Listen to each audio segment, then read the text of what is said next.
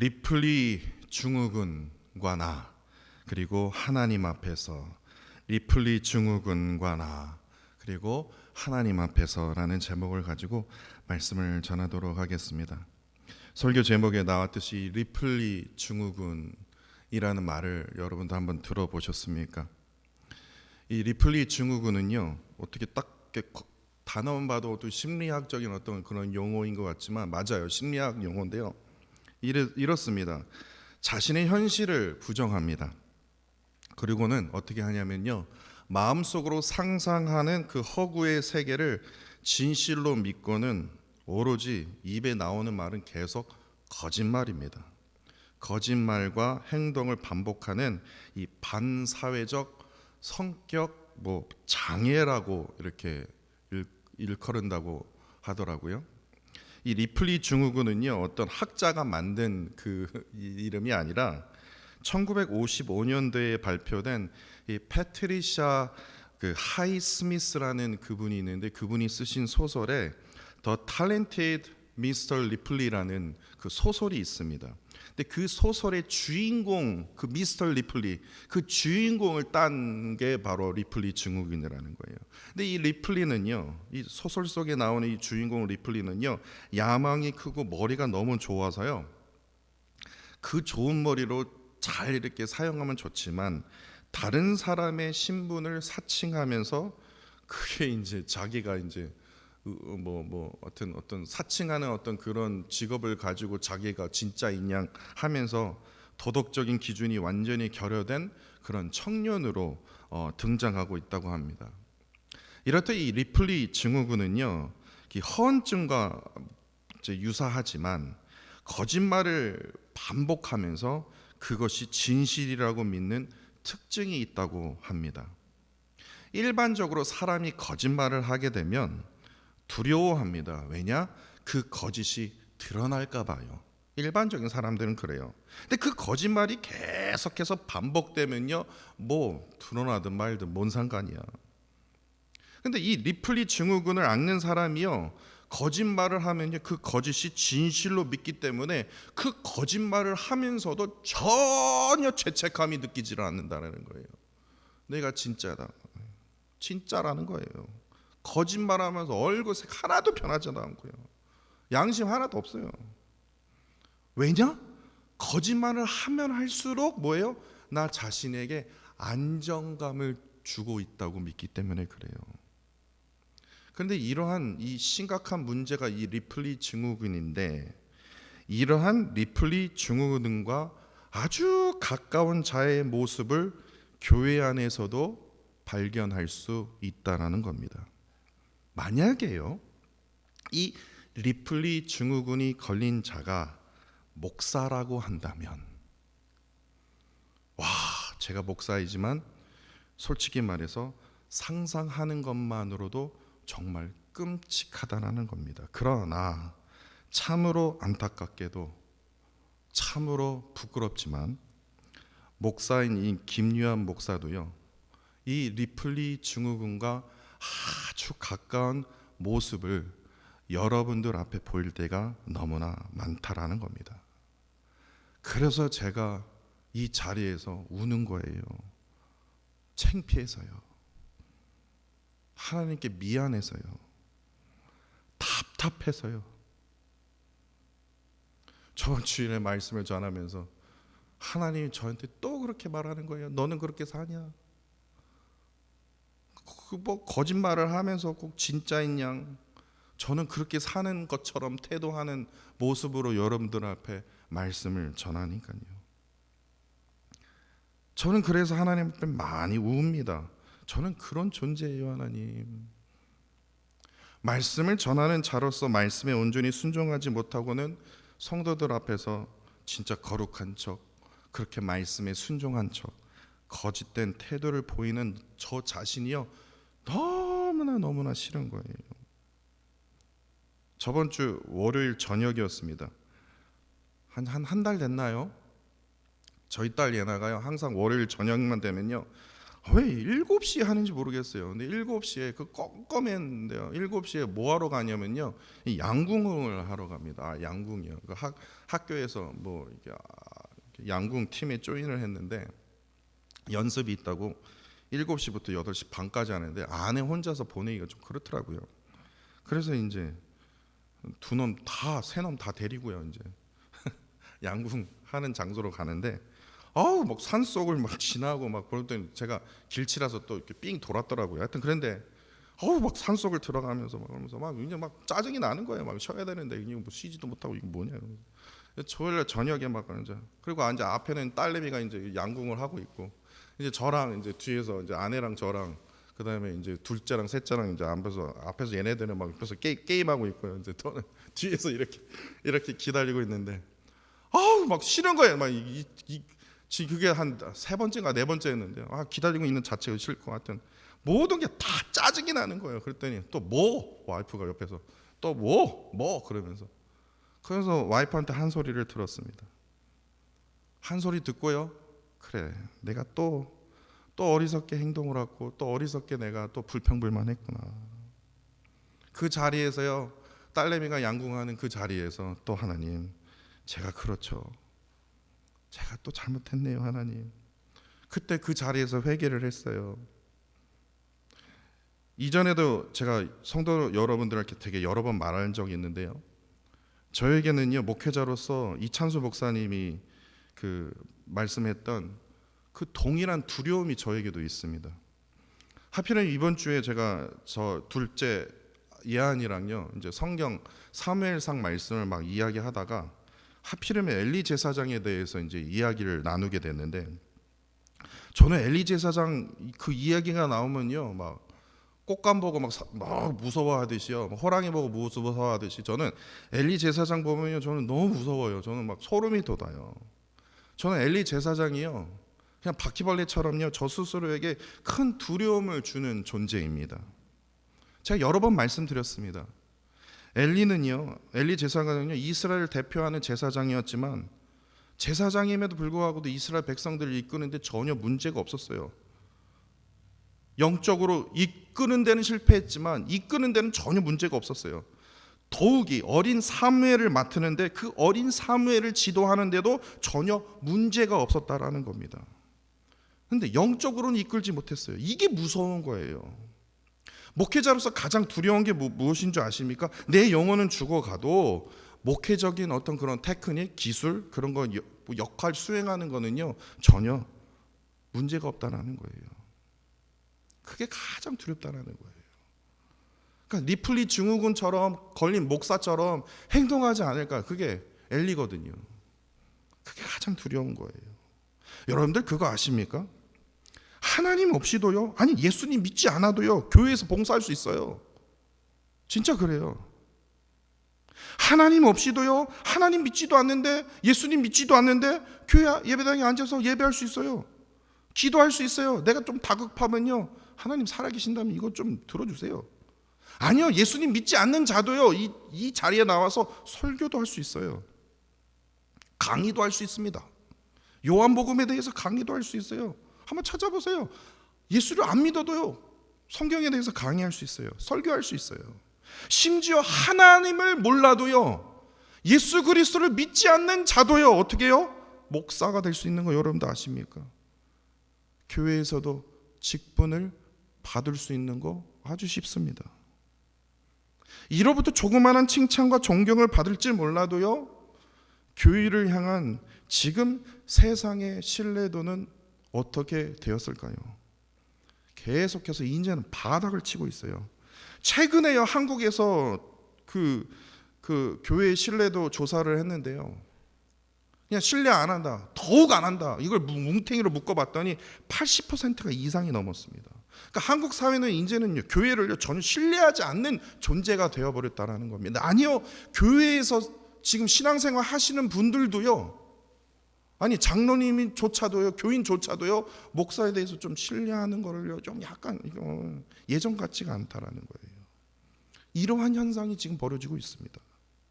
저는 그 이유를 사도행전 1장 25절에 저는 있다고 믿습니다. 사도행전 1장 25절에 이렇게 기록하고 있습니다. 봉사와 및 사도의 직무를 대신할 자인지를 보시옵소서. 가룟 유다는 이 직무를 버리고 제 곳으로 갔나이다. 근데 여기서 신기한 게 뭐냐면요, 여기서 사도의 직무 그리고 가룟 유다가요 제 곳으로 갔다고, 직무를 버리고 제 곳으로 갔다고 그러지 않았습니까? 그 곳, 직무, 이 두 단어가요 히브리어로요, 헬라어로요 똑같아요. 제가 찾아보고 깜짝 놀랐어요. 아니 사도의 직무와 지금 가룟 유다가 그 직무를 버리고 자기가 원하는 그 곳으로 간 거를, 그 헬라어가요 똑같아요. 뭐라고 하냐면 토포스라고 합니다. 토포스요. 토포스는 뭐라고 얘기하면 장소, 위치를 말합니다. 다시 말해서 이게 무슨 말이냐, 예수님께서는요 자신이 십자가가 있는 장소로 가셔야 됐어요. 근데 그게 너무나 싫은 거예요. 누가 그걸 뭐 쉬운 길이라면 가겠지만, 조금만 참을 수 있는 길이면 가겠지만, 하나님 이 길을 어떻게 가야 됩니까? 근데 그게 예수님이 거하셔야 할 장소였어요. 위치였어요. 토포스였어요. 근데 그 직무를 버리고 그 제 곳으로 가지 않기 위해서 뭐예요? 예수님은요 땀방울이 핏방울이 되도록 기도하셨다라는 거예요. 끊임없이 뭐예요? 기도의 토포스, 복음의 토포스로 가셨다라는 거예요. 가룟 유다는요 예수님의 제자라는 사실을 어느 누가 다 아는 사실에도 불구하고도 자신의 정체성을 잃어버렸어요.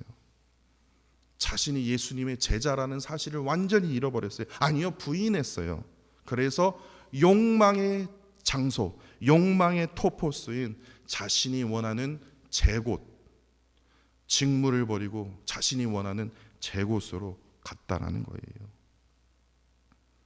오늘날 교회는요 가룟 유다처럼요 정체성의 위기에 처해 있다라는 겁니다. 저 이 말을요 신학생 어느 분한테 저 직접 들었어요. 요즘 신학생들은요 목회 현장보다는요 신학적인 지식을 더 선호한다고 합니다. 그래서 교회에서 사역자가 필요합니다 그러면 안 오는 거래요. 왜냐? 목회적인 그거보다는 신학적인 그 지식을 더 많이 선호하기 때문에.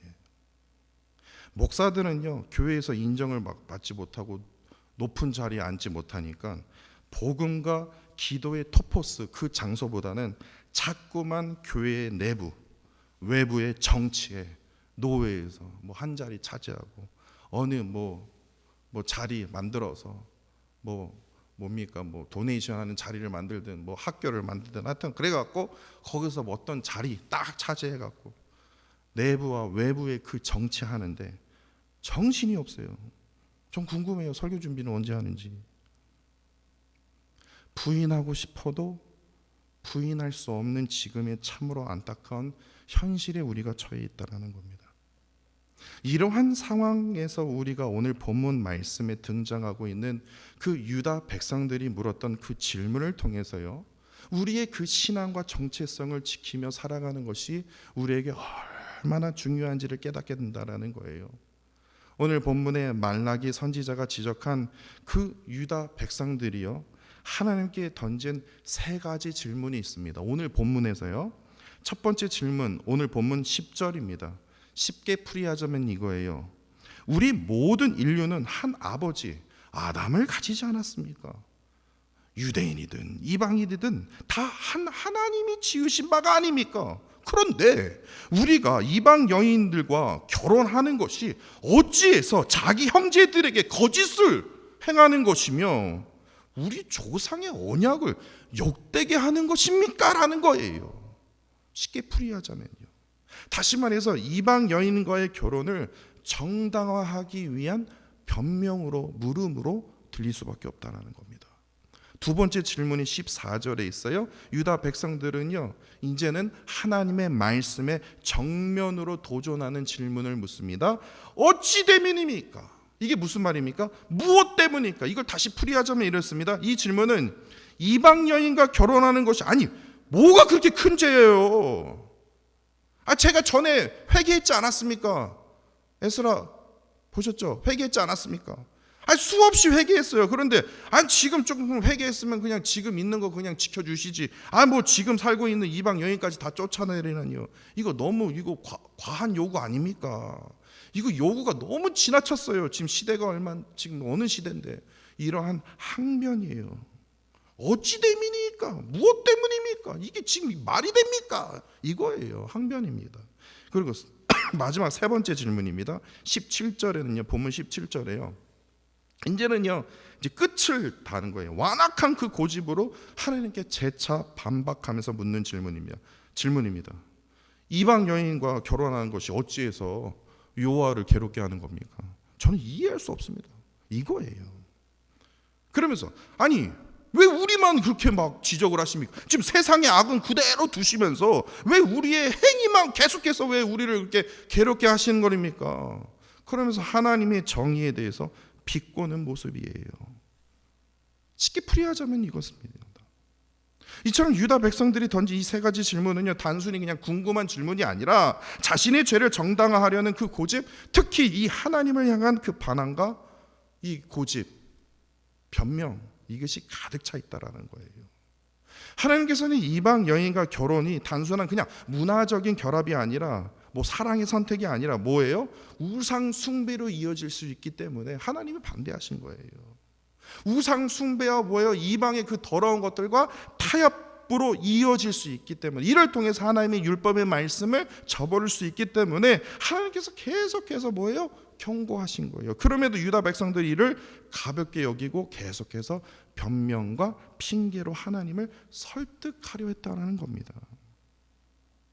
에스라 말씀에 이어서 이제 구약의 마지막 책인 오늘 본문 이 말라기서에서는요, 이 우상 문제에 대한, 이 우상 숭배에 대한 문제는 여전히 다루고 있다라는 거예요.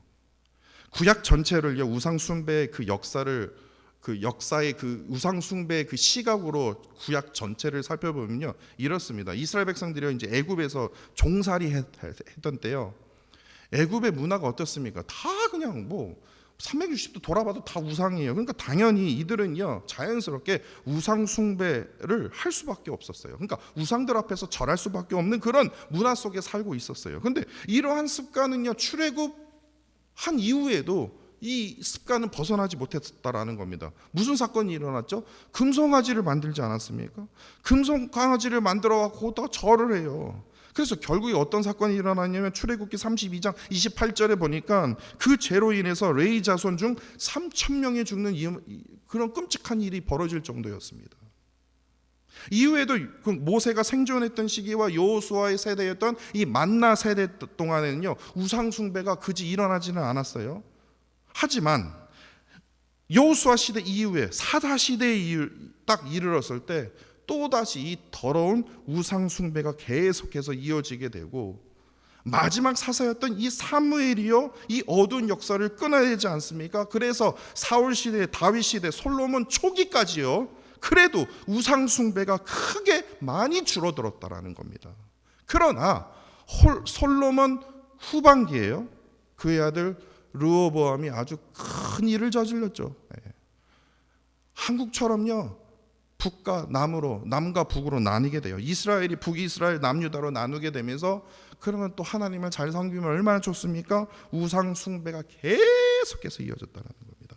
그 결과 북이스라엘은 아수르에 망하고, 남유다는 어떻게 됩니까? 바벨론에 의해서 처참하게 멸망하게 됩니다. 솔로몬 성전은요, 아예 그냥 없어져 버려요. 그래서 하나님께서 어떻게 해요? 바벨론 포로로 70년 동안 이스라엘 백성들을 정화시키는 시간을 갖게 하지 않습니까? 바벨론 시대가 지나고 이제 페르시아, 지금으로 말하면 이란, 페르시아 시대가 열리면서 이스라엘 백성들은 어떻게 해요? 예루살렘에 다시 돌아와 수르바벨 1차 귀환, 수르바벨 성전을, 그리고 나중에 이제 에스라 우리가 살펴봤죠? 그리고 이제 느헤미를 통해서 성벽을 어떻게 해요? 재건하게 됐다라는 겁니다.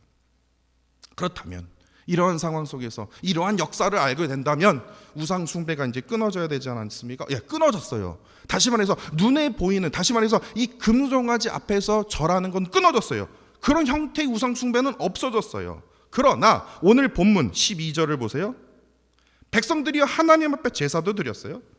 뭐 우상숭배에 뭐가 있다라는 거야? 13절에 보니까요, 와, 더 나아갑니다. 하나님의 제사뿐만 아니라 봉헌물, 다시 말해서 헌금도 드렸다라는 거예요. 이보다 더 좋은 게 어디 있습니까? 뭐가 문제인 거야? 라고 말하나 그들의 마음이 문제였다라는 거야. 다시 말해서 이 모든 행위가 눈에 보기에는 수상숭배가 뭐가 있다라는 거야. 금송아지 앞에서 절하지 않잖아. 근데 그들의 행위가 그저 형식적인 종교 행위에 그치지 않았다라는 거예요. 겉으로는 하나님을 섬기는 것처럼 보이지만 마음 깊이, 그 마음 깊은 곳에서는 여전히 세상과 타협하면서 하나님보다 자신의 욕망, 인간적인 그 관계, 이것을 우선순위하는 내면적인 우상숭배로 이어지고 있었다는 사실입니다. 그러면서 이들이 물었던 마지막 질문이 이거예요. 아니, 내가 뭘 그렇게 잘못했길래 여호와를 내가 뭘 얼마나 괴롭혀 드렸습니까? 잘하고 있잖아요. 이러한 양심 없는 질문을 던진 겁니다. 이는 마치 앞서 말씀드린 이 리플리 증후군처럼요, 이 리플리 증후군에 빠진 자들처럼 끊임없이 우상숭배를 해오다가 이제는 자신의 행위가 전혀 이제는 뭐예요? 잘못됐다라는 것을 전혀 인식하지 못한 채 오히려 하나님 앞에 따져가면서요, 이게 말이 되는 겁니까? 반발하는 심각한 형태가 되어버렸다는 겁니다. 이제는 더 이상 죄의 무게가 느껴지지도 않고 죄의 심각성이 느껴지지가 않는, 변명하며 합리화하는 유다 백성들의 모습을 오늘 본문 말씀을 통해서 보게 된다는 거예요. 사실 오늘 본문 말씀 속에서 유다 백성들이 던졌던 이 세 가지 질문을 통해서 저는요, 나 자신을 돌아볼 수밖에 없었습니다. 유다 백성들은 끊임없이 변명하고 합리화하면서 하나님 앞에서 자신의 죄를 정당화하려 했고, 오히려 하나님의 그 뜻을 어떻게 합니까? 거스르면서도 이를 전혀 깨닫지 못했다라는 겁니다. 오히려 제가 뭘 잘못했습니까? 아니, 얼마나 제가 하나님의 마음을 괴롭혔습니까? 이렇게 반발까지 하고 있다라는 겁니다. 완전 리플리 증후군에 걸린 자들 아닙니까? 계속해서 거짓말을 하면서 허상 속에 빠지면서 말씀의 진리를 외면하고 하나님과 점점 멀어지는 그러한 모습을 오늘 본문 말씀을 통해서 보게 된다라는 겁니다. 사실 이러한 모습은요, 우리에게도 있어요. 매주마다 교회에 나옵니다. 매주마다 예배를 드리고 있습니다. 매주마다 교회에 나와서 봉사도 합니다. 그러나 우리의 마음 깊은 그 곳에서는 여전히 뭡니까? 세상과 타협하고 하나님보다는요, 나의 욕망과 이기심을 우선순위할 경우가 너무나 많다라는 겁니다. 더욱이 더 심각한 문제는 형식적인 신앙생활, 그 신앙 행위가 반복되어지면서 이 정도 하면 내가 신앙이 그래도 괜찮은 거 아니야? 아무개 집사 봐, 아무개 성도 봐, 그래도 그보다 나은 거 아니야? 이렇게 믿고 있다라는 게 이게 심각한 문제라는 겁니다. 하나님께서는요, 목사이니까 막 귀하게 여기고, 장로님이니까 막 더 귀하게 여기고, 그러면 모두가 목사 되고 장로가 돼야죠. 하나님께서는요, 겉으로 보이는 행위는 전혀 중요하지 않는다는 거예요. 하나님이 진정으로 원하시는 것은요, 마음 깊은 곳에서의 그 회개의 참된 신앙을 요구하고 계신다는 사실입니다. 다시 말해서 하나님께서 우리에게 진정으로 원하시는 게 봉사가 아니고 헌금이 아니다라는 거예요.